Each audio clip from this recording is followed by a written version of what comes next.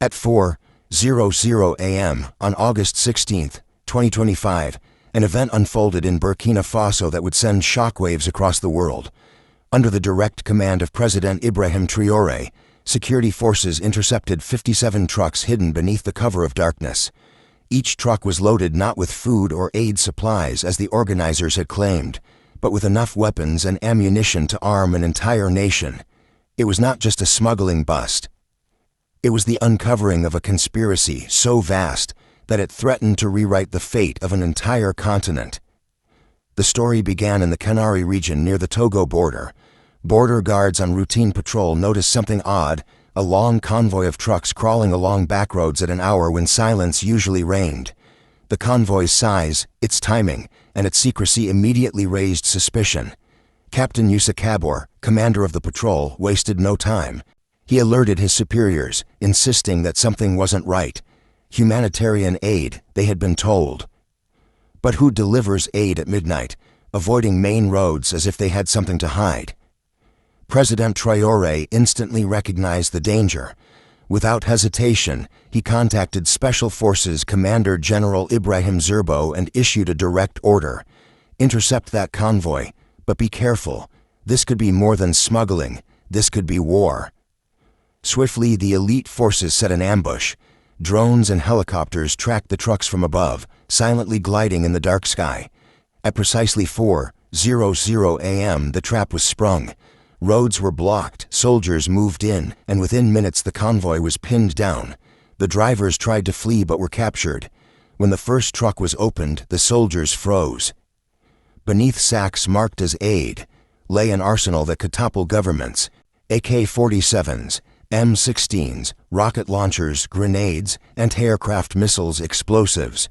Every single truck was the same. Captain Kabor's voice shook as he reported to the president. "Mr. President, you won't believe this. These trucks are filled with enough weapons to equip an entire army." What unfolded next was staggering. Investigators quickly discovered that most of the drivers had no idea what they were hauling. They had been told they were moving agricultural machinery, but the planners knew exactly what they were doing. The trucks had departed from different locations, joined together only near the border, carefully designed to avoid suspicion. By the second day, intelligence officers began tracing the origins of the weapons. Many serial numbers had been filed off, but forensic teams still recovered enough clues. Some weapons were leftovers from Libya's civil war. Others came from battlefields in Yemen, and disturbingly, some were brand new straight from factories, never fired once. The total value of the arsenal, over $700 million. President Traoré convened an emergency meeting of the National Security Council. The inventory was read aloud. 25,000 AK-47s, 10,000 M16s, 13 million rounds of ammunition, 70,000 grenades, 2,500 rocket launchers, 400 anti-aircraft missiles, 50 tons of explosives. The defense minister whispered what everyone was thinking. This isn't a shipment. This is an invasion force. Then came the first breakthrough. One of the captured drivers cracked and revealed the destination: secret warehouses in Ouagadougou. The weapons weren't heading abroad. They were staying in Burkina Faso. The plan was clear: to fuel chaos, insurgency, and possibly a coup. Within hours, President Traoré launched Operation Storm. At dawn, simultaneous raids hit 23 warehouses in the capital. In 17 of them, hidden caches of weapons were uncovered. Among the arrested were retired generals, former ministers, wealthy businessmen, even foreign diplomats. All shared one thing in common: open opposition to Traoré's government. But the investigation only grew darker. A prominent businessman, François Bongo, finally broke.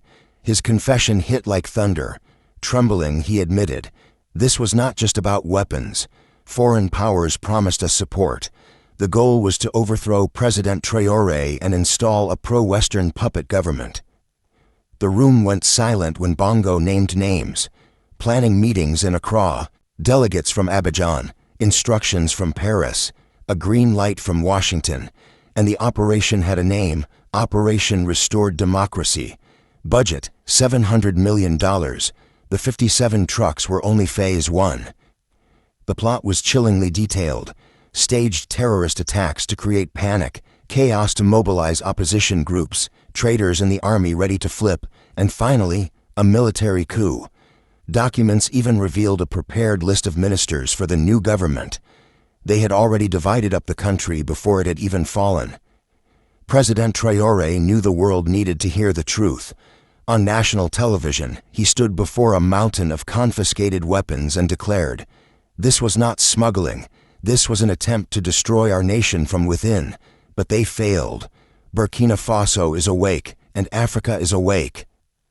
Journalists from around the globe fired questions.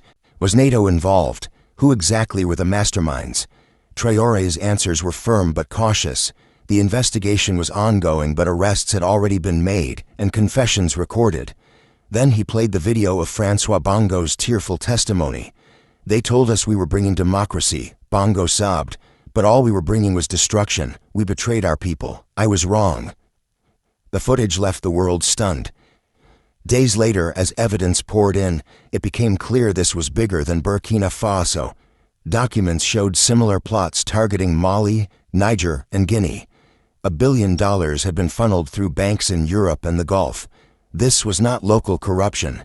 It was a global conspiracy to recolonize Africa by force. Traoré's response was historic.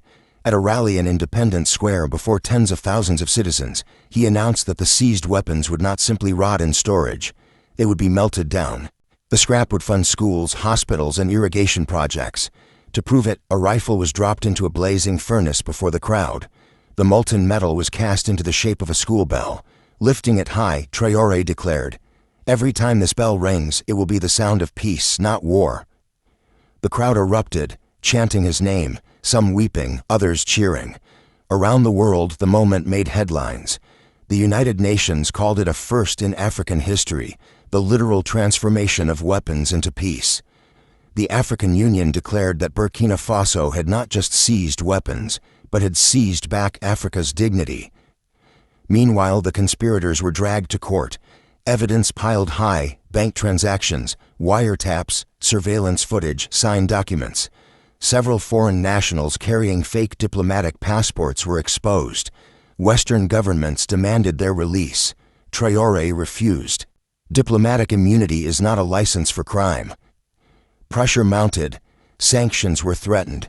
But support for Burkina Faso surged across Africa and beyond. Russia declared Burkina Faso's right to self-defense. China donated security equipment. Turkey, Iran, and Venezuela praised Traoré as a modern Sankara, a defender of sovereignty. By the end of the week, a new holiday was born, National Awakening and Victory Day. Schools would teach the story of the 57 trucks, the conspiracy, and the unity that stopped it. It became more than a security victory. It became a symbol of Africa's rebirth. In his final address on the matter, President Traoré spoke words that echoed beyond Burkina Faso. "We turned weapons into school bells. We turned death into life. And we turned fear into strength. This is not just Burkina Faso's victory. This is Africa's victory. From now on, no one will write our future but us. We are the grandchildren of Thomas Sankara, and we will not kneel. Africa will never again be a dumping ground for weapons. We will be a source of hope, freedom, and peace." The crowd roared. Across the continent, millions watched. And in that moment, the struggle for Africa's future was no longer in the shadows. It was out in the open, burning like fire, unstoppable. From 57 trucks of weapons to 57 million hearts beating for freedom.